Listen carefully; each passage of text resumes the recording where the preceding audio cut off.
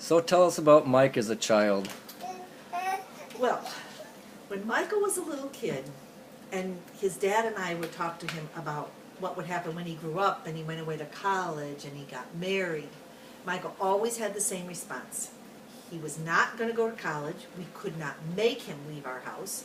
And if he got married, he was only going to marry me.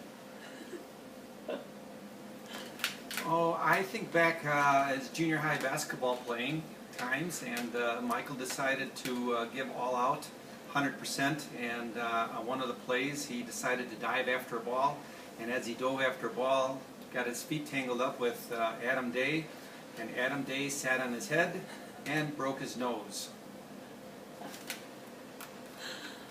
Awesome. Mike as a kid. Mike as a kid was definitely the person I played with the most because we lived out in the country. We were all on our own out there. And he was the kind of brother who would bring home dried moose poop from Canada and try to feed it to me as Canadian chocolate.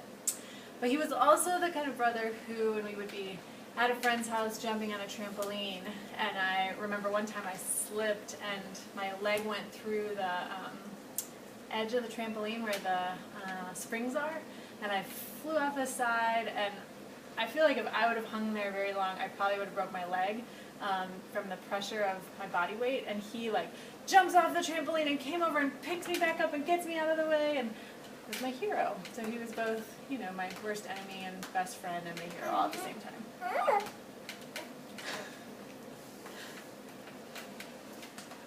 What's the next I one? remember, as Michael, as a child, he had a box in his room, and it was marked, "Do not touch." I think touch was spelled wrong. And in this box, he kept all of his magic tricks. And he had a box full of tricks. And he would put on magic shows for us when he was real little. And as he got older, he began to play his pranks on other people. And one of the pranks that he pulled on was the roommate of his Uncle Casey, who was a dentist, and he was pretty prim and proper and liked to keep a real nice, neat bedroom. And they also had a dog. My brother had a dog and wasn't really well house trained. So Michael decided to take this poop and get it real wet and make it look real. And he was getting ready to go on a date that night, and he had his shirt sitting on the floor, a nice white clean shirt, and so Michael took this wet poop and set it on the shirt, and the poor dentist thought that Casey's dog decided to defecate on his clean shirt that he was going to be going out to dinner with, and the looks that he gave the dog, and he yelled at Casey and told Casey that Casey had to clean up this mess that was in his room, and we all had a great laugh that evening. Are we still telling childhood stories? You can tell whatever you want. I remember once when I was a kid, my brother wanted to eat the last piece of my birthday cake, and I said, no, it's my birthday cake. And he said, fine, we'll split it in half. I said, no, it's my birthday cake, I want the whole thing. I know, right? And he said, no, I'll split it in half, and you can pick which side you want, whether you want the bigger side or the smaller side. And I was like, no, I want the whole piece. And he just refused, and he ate his half, even though I wanted the whole thing. So then I took my half and smashed it all over his stomach. Moving right along. When Michael got older, he met this young woman in Pullman, Washington named Mary.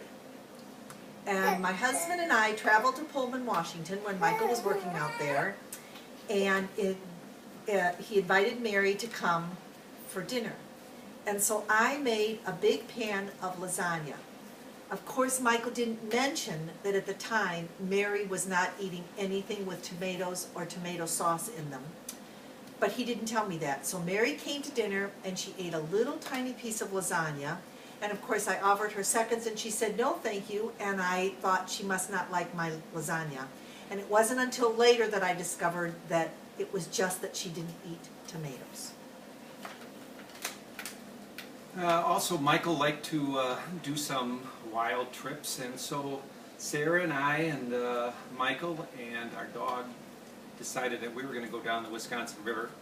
And so Beth took us over to a drop-off point about 7 miles away from Boscobel, and we got out of the truck and loaded our canoe, and when we looked in the canoe we asked each other where the paddles were, and we did not have any paddles. And so for Beth to ride back and come back and bring the paddles, we decided that that was going to take too long, so we decided to paddle down the Wisconsin River, the three of us, with Frisbees.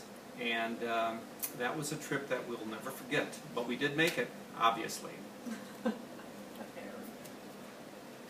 see. I remember my first day of college when I went to the University of Wisconsin-Madison, which is where Mike went.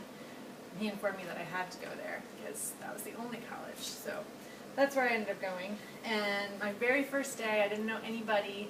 There were more people in my residence hall than there were in our entire town. So I was feeling a little bit out of place. And he biked all the way across campus to come find me and then took me over to play beach volleyball with him to make me feel welcome. We can be done. Can be done. Do we have any more we need to tell? Do you have any more questions for us, Mr. Interviewer?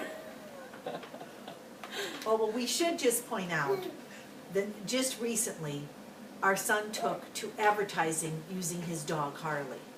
And so on one side, he shaved the logo of his company, Greater Western Plumbing, and on the other side, he shaved the logo for the Left Hand Brewery. You can tell where my son's priorities are. Emergency room visits? Emergency room visits? So I got married. A You few do years the ago. emergency room visits? You want to do Yeah, that? I got married a few years ago, and we had this big camp adventure for my wedding instead of a normal wedding.